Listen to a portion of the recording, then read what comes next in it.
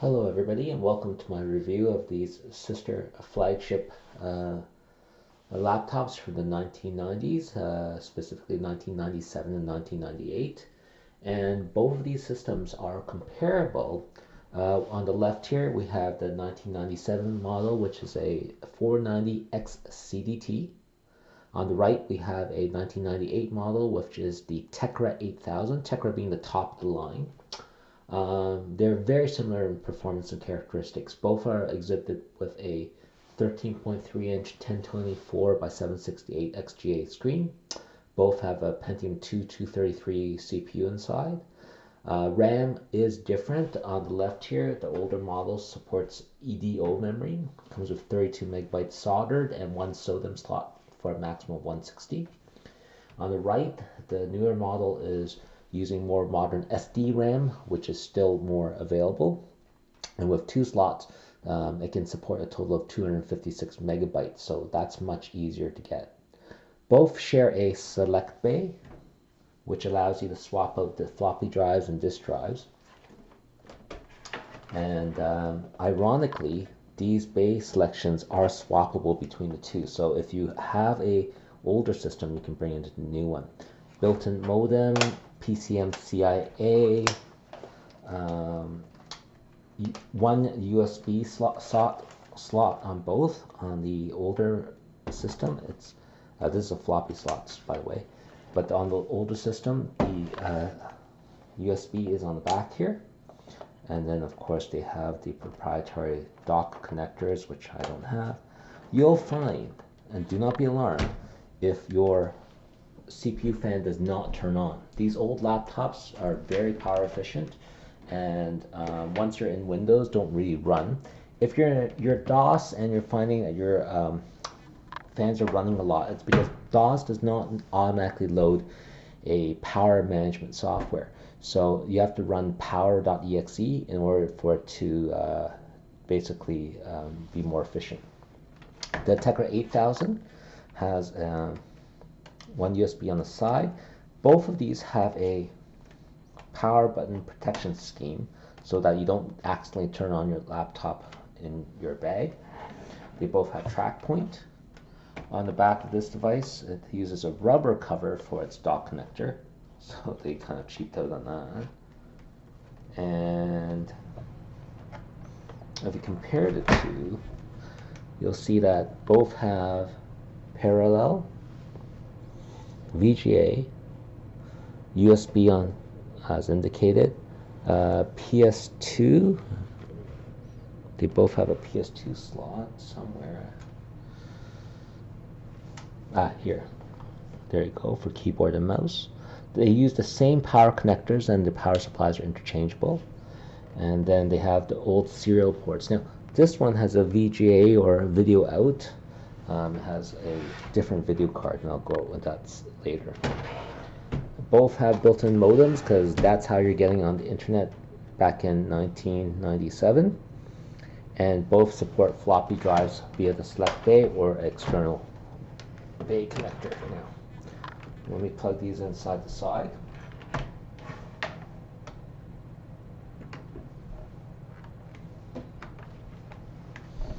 And boot out now. They come with spinning hard drives, and I've upgraded both systems to use a IDE to flash or SSD adapter, so they are completely silent when the fans are not on. So let's power them up now. We power them up.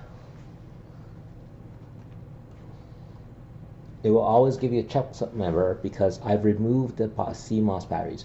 There's a CMOS and a standby battery that's nickel metal hydride in these systems. Important, you need to get those out. Every one of these systems, I have about 6 of them now, shows signs of leakage and potential damage to the motherboard. If you leave the CMOS batteries inside and they start leaking, they will wear away at the traces, and then you will find you have nightmares to deal with. You press escape and then F1 key to get into their BIOS. And you can see on this one, there's 256 megabytes of RAM installed. It allows various boot options. and it's got built-in for both of these. Why do you want these systems? If you're doing retro gaming, DOS gaming, both of these systems have a genuine Yamaha to OPL2 chip inside. That means your MIDI and your ad-lib will be perfect. I think it also has something to do with Sound Blaster, I forget. The difference, video-wise, they're both 13-inch screens, but in terms of video, the Tecra on the right runs a Neologic video card. The one on the left uses a chips and technology video card. They're both excellent for 2D acceleration, but you're not getting 3D acceleration on these old systems. They moved the speakers from the XCDT to the front on the Tecras, and you will find that even though the track points are working fine, the buttons tend to get a bit sticky and worn out over time. But both of these systems are in amazing cosmetic condition. And let me just save the configuration, boot in. And there's a little bit more dust on the screen in case, but you can see that they are near instant SSD type speeds. And remember, DOS and Windows was small. Now, let me show you some stuff that you can do. Let's run Windows on this one. And remember, you are seeing this on a SSD speeds, so that's why it may be more impressive in terms of load times. It's quieter. You forget how loud these old systems used to be. One interesting point I forgot to mention is that both systems have a physical sound control. And I've tested the CD-ROM. It works absolutely fine. Now, you can see it can control that offline because there's no internet. I have not configured that. And oh, let's go into, I think there used to be a program called DX-Diag to give you, oops, not installed. Dr. Watson, maybe? Yeah, the older versions. Maybe. Oh, I don't see it running.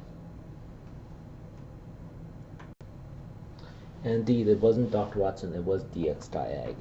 So you can see on our system here on the left, hopefully you can see a bit, and we have a Pentium II, 64 megabytes of RAM, and you don't really have to use page files. Remember, Windows 98 didn't expect this much RAM.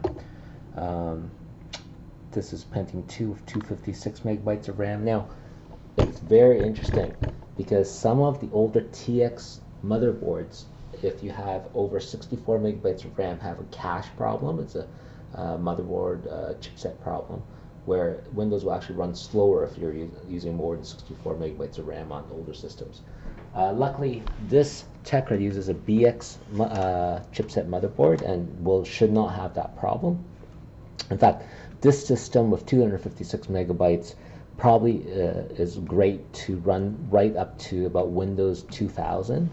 Once you get up to Windows NT, I actually think that the Pentium 3s and Pentium 4s are the way to go because RAM is a real issue, especially if you're running XP Service Pack 3.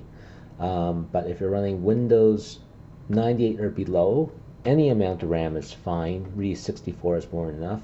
If you're running Windows 2000, you'll probably, or NT, you'll probably do better off with this configuration on the Tecra here.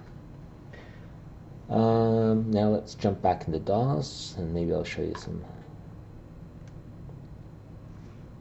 Let's restart in MS-DOS mode, and it's really quick, guys. And there is a monitor stretch option. I forget how to trigger it. You have to go into BIOS, but you can stretch the DOS screen into the full screen. And I don't have it enabled right now. I have externals and stuff like that.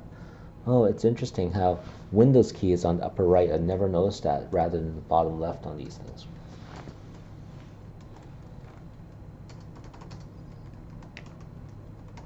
Let me reboot that. I think I changed the keyboard setting on that.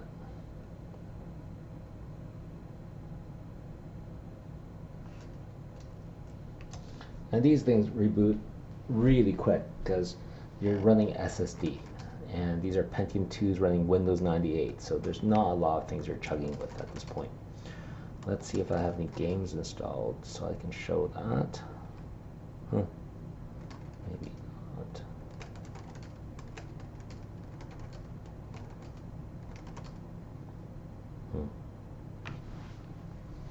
I don't seem to have games on this one.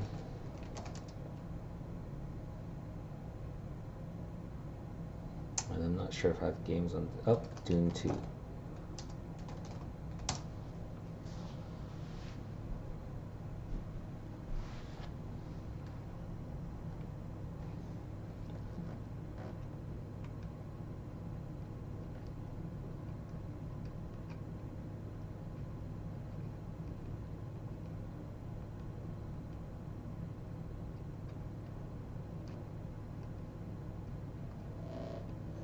There you go.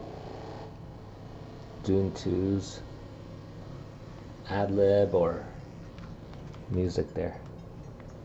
That's the best music we got in DOS gaming days.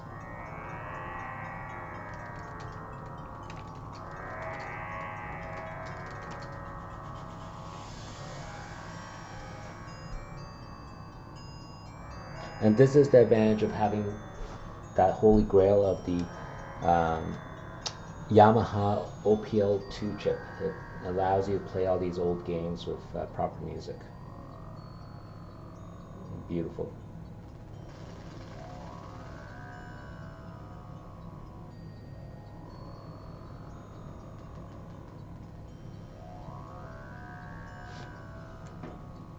Let me turn it down. Now, one of the things that you'll note is that in these systems, if you want to load things onto it, it's a bit of a hassle. There's three ways I would suggest. One is that if you have a floppy drive, you can get a USB floppy adapter for your modern PC and trade back and forth using floppy drives. Two, if you have, I have PCM-CIA to compact flash adapters, and you can use that to trade files between a compact flash reader, and then you can just insert one of these cards into here. Windows will recognize it. In fact, there's DAWs utilities to allow it to be recognized as well. And this is an example of what I would use to read the compact flash cards in the PC. There you go. These systems do have CDs, so you could theoretically burn your way through. You gotta remember though, some of these older systems do not support CD read-writable, so this is good for burning into a Windows install disk or something, but may not be so good for a regular transfer of files. And finally, you can use a parallel port transfer interlink cable and transfer it out that way. Let me focus on the Tecra8000, as that's the system that I'm thinking of divesting. I have way too many laptops, not enough time to service them all, and I think it's time that I look at simplifying. And here's let me just power it off. And the standby battery no longer exists, so that won't work for you. So you can see this wonderful system, super clean. Model number is Tecra8000 system unit. And what do we have here? We have a removable battery.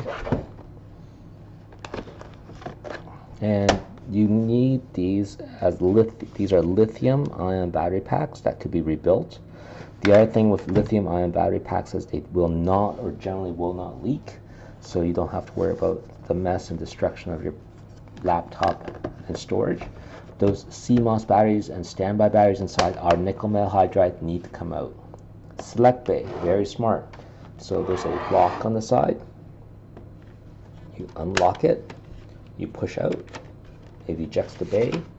And if you have the floppy drive from any of the older systems, you can flip this in and install. And let me just demonstrate that since I do have one here. Here's my select bay on the old 490X CVT. Just that a bit.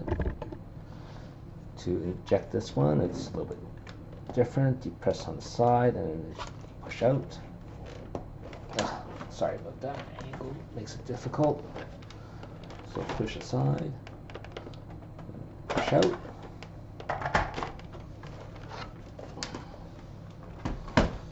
Then the sleds are a little bit different. So this sled is a little bit thicker, I believe, than the sled from the Tecra. Let's see if it'll fit. If not, we'll need to. And you can see it won't fit. So what do you do with it? Well, Toshiba is pretty cool. You don't even need tools. All you need to do on the side of your sled, you pull out a little bit, pull out a little bit, and the whole CD-ROM or this floppy drive unit will pop out. Do the same thing on the Tecra8000 sled. And now using your new sled, just align the holes on the side. Okay, there's little clip holes here. Don't force it. Click in, and if you don't lock your select bay, it will remind you to once you get into the system. I think it's a BIOS setting. And now I have a floppy drive installed on the system. So there's a reason why Toshiba was one of the powerhouses back in for laptops back in the 90s. It's a shame that they left the business though.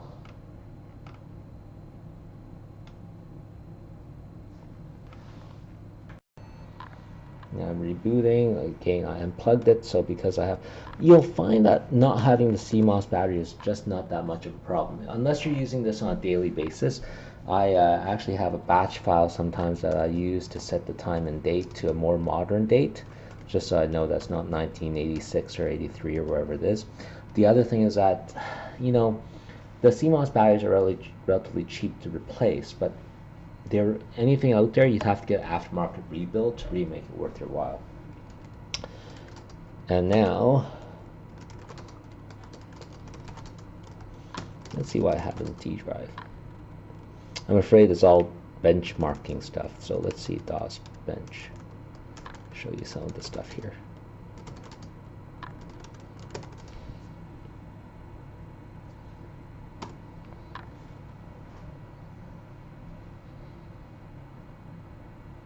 There you go. Yeah. 166 frames per second. That's how impressive these older laptops can be. Let's see. Doom max details. Let's see what that does.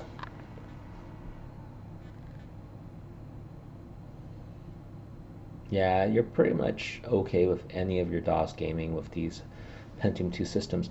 There is something I wanted to show, which is that the BIOS settings allows you to disable L1, L2 cache on these chips. If you disable them, it will bring your system down to the speed of approximately a 486 or even a 386. I once did a benchmark on these things for comparison, and I wrote it down somewhere, but I forget offhand. So it really allows you to use one system to mimic basically a 386 all the way up to a modern P2. Oh, I must have clicked something first. Oh, the Quake benchmark. Is this a different Doom benchmark? I don't know.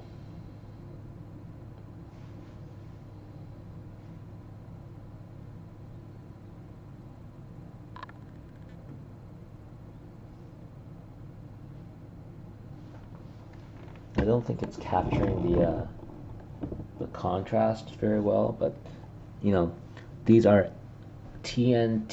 active TFT screens, so they're great for gaming. You're not going to get any ghosting. The only problem is viewing angles are going to be an issue. And you don't remember this with the old, with these modern IPS monitors that we're running, but viewing angles were an issue. But in a desk, in a laptop, you're really not going to have that problem. That was Quake. Zed back into DOS. I'll give a shout out. I think that's Phil's Computer Labs DOS Bench stuff. So if I'm quoting the wrong person, my apologies in advance. And that's pretty much it. If you're looking for a system to play with, I think that the Toshibas are well supported. They're relatively inexpensive. There's good documentation. Drivers are still available from Toshiba, for goodness sakes. So there's a lot of options for that. And finally, let's see what happens if I insert that USB card. USB thumb drive. Looks like something's happening. And removable disk E. Remember, you have to format the FAT32 or FAT16. It won't support NTFS or exFAT, but there you go. Lots of stuff that I've put on here. And once you get up and running, this can be your baby to get back into retro gaming. I had, as a final comment, a whole stable full of desktops, retro desktops that I kept for a while. But the problem with retro desktops, as the 8-bit guy says, they take up a lot of room. And unless you've got them and you're using them on a regular basis, you're finding that you're going to put them away. And once you're put away, it's hard to bring them up to play. These laptops, you know, every once in a while I rotate out the stable, I bring them up from the basement and storage, and I fool around with them, and then, you know, it's, even if they stay on my table, it's compact enough that I'm not going to get complaints from family or find that I'm missing that space that much. Also, the keys are wonderful. I know the ThinkPad keys have always been the gold standard, but these keys are very good as well. And then, in fact, I just sold off a ThinkPad recently because, you know, I prefer the look. And, you know, the ThinkPad was a very black, dark, monolithic, you know, piece of brick, whereas these ones are a little bit lighter, still industrial looking, but certainly gives you some more style. One final note is that I have, this is a 3M stick. I stick a USB dongle here, a USB splitter, so that the one USB port can be split into 3 or 4 things. If you want to use a modern mouse, I have a PS2 mouse, I have old serial mouses, but if you want to use a modern USB mouse in Windows, you can do that using a you know, just a dongle, because there's only one USB port. And that's pretty much it for my quick review of this device. I will pause and show you what I did though with the hard drive. To get access to the hard drive, so we have the battery, selectbay module, RAM where it can support 2 sticks, and the hard drive is hidden underneath this panel here. So to get into the hard drive, you need to camera up a little bit. It's actually, ironically, right underneath the power port. You need to take off that screw. It slides down.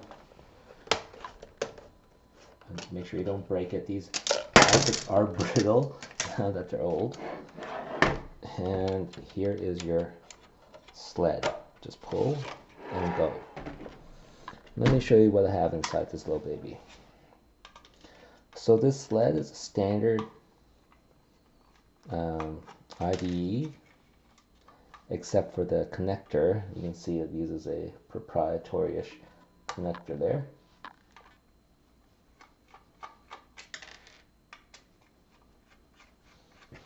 Here, I'll turn up the light now that we're not doing the screens. It should be okay for a little bit more lighting.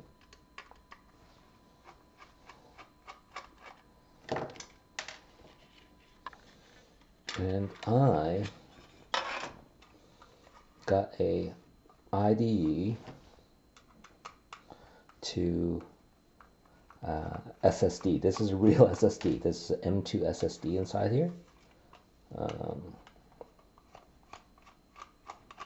M2 SATA, I believe.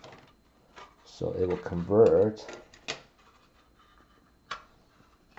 You can also get, I've also used compact flash to IDE, which I can demonstrate. I'll show you from one of my other sleds, a compact flash to IDE, but in this one it's actually a true M2 SSD to IDE adapter, and gives you no noise and amazing boot times. Let me swap out a regular hard drive. So now I've taken a Tecra regular spinning platter hard drive. We're going to just reinsert. It's upside down.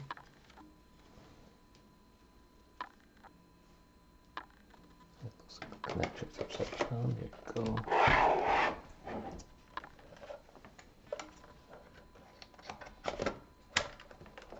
And I can see I've labeled it up so I remember which side is up and down.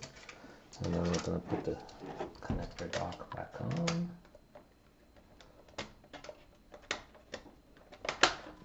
Okay, gotta be gentle with these old plastics, unfortunately. Just is true. And let's compare the sound quality now that we have spinning disc. Spinning rust, I think it's called.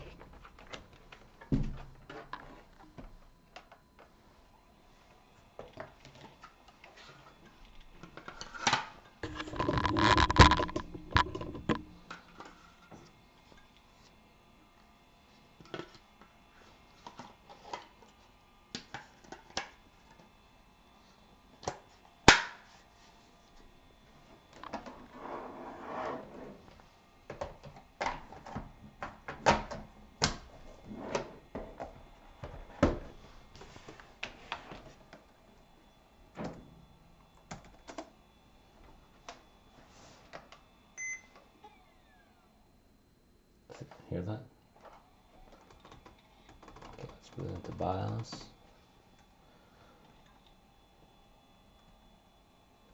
Enhanced IPE.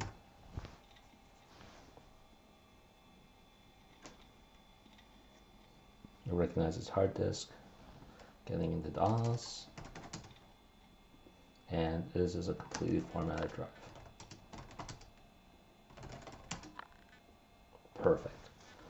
So there you have it. I know some people prefer this quiet whirring sound, and I have to say this particular drive doesn't bother me that much. It's very quiet, but you'll find that a lot of these older systems, their drives are just dying. They're wearing out, and they just may not be salvageable, and it adds a lot of noise to the system in an otherwise completely silent one. Okay, that's the end of my review. Thank you for watching, and hopefully this helps someone. Sorry for the length of it and my rambling nature, but this is just my own thoughts for my own records.